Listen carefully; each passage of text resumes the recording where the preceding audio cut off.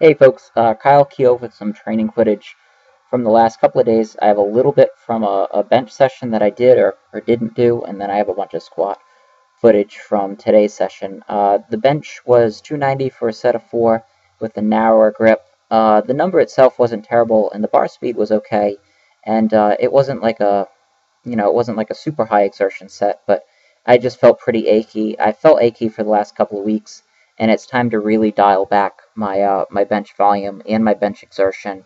Um, Being on a deficit for a prolonged period of time, starting to train heavier on the other two lifts has made recovery more difficult, and I've made tremendous strides on my bench, but it's time to dial things back. I'm going to do a couple of limited range of motion sessions, probably just with some light floor pressing initially, and then I'll graduate up to higher intensity stuff.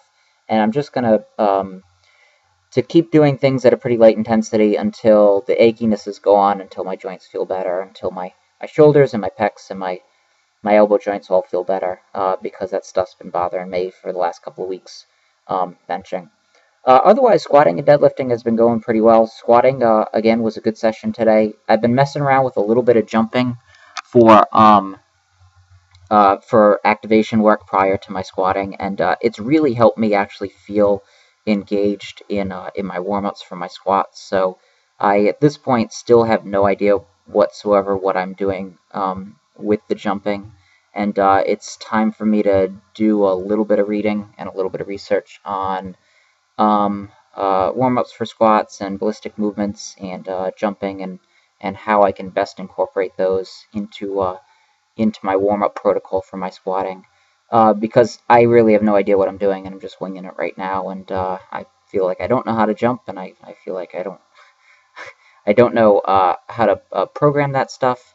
It does feel like it's beneficial, but I need to put a little bit more thinking into it before I can get more out of it. So that's exciting. I'm going to do a little research, and if you have any feedback for me from personal experience, I really welcome it and appreciate it, because that stuff will be really helpful for me right now.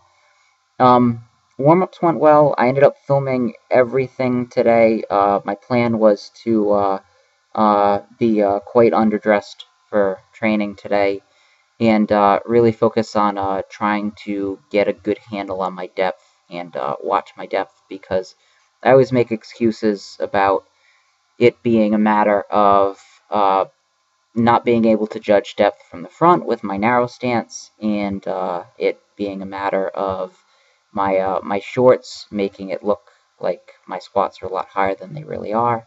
And so I wanted to come in today and remove all those excuses and film from the side, and so I wore my singlet, and I wanted to be able to see the crease of my hip as best as possible, or as well as possible, and I wanted to be able to try and evaluate it. So I did 340 or 330 rather for 3 sets of 4. This is the first set of 4. I accidentally filmed this one from the front because I was doing that with all the warm-ups, and after that I ended up filming my last 3 work sets from the side, so you'll be able to see the depth there.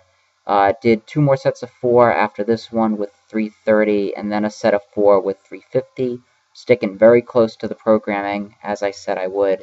It's important for me to log a couple of months in which I very strictly adhere to the programming. The squatting I'm doing right now feels pretty easy, but I need to continue to stick with the programming, because I don't really need to do too much right now in order to make good progress on my squat. So I felt happy with the depth on these. Felt like, as is usually the case, I have to make sure I'm generating a certain amount of eccentric speed in order to clear the depth, but I actually was pretty happy with how these looked. They looked better than I thought they were going to, from what I had seen over previous weeks. So felt like most of these were clearly good, and the ones that were close I felt like were passable, but again, just really happy with the depth. I need to continue to hold the standard and maintain the standard. And what I might make myself do is I might make myself train a cycle or two in which I just film exclusively from the side and really focus on drilling the depth. I don't know how frequently I can continue to dress like this and get away with it, so that might not be the best option in the world. But if I can't do that, I need to just take making the depth really seriously and make sure I do that. This was my top set, 350 for 4. Felt good about it. Again, slower on the first rep. The later reps all move smaller, or more fluid, rather, for the eccentric. And so I need to make sure I'm continuing to drop down fast into the hole. But those felt good. They had good bar speed, good pop at the top. Didn't spend much time through my point of slowdown. So I was really happy about that. And, 350 is supposed to be a pretty high percentage. It's supposed to be somewhere in the range of, I'd say, 83, 84%. That was a very easy set of 4. Finally, just messed around with some pause safety squat bar squats. This is 300 pounds for a set of 4. Racked it here. It gives me a good idea of where I stand with these. I am going to use these for supplemental work. Didn't do any reverse band squatting. I had sort of like an intervention with some people about how hard I've been training, and I need to scale things back a little bit. So no reverse band work. Anyway, keep checking in. I'll have more videos for you very soon.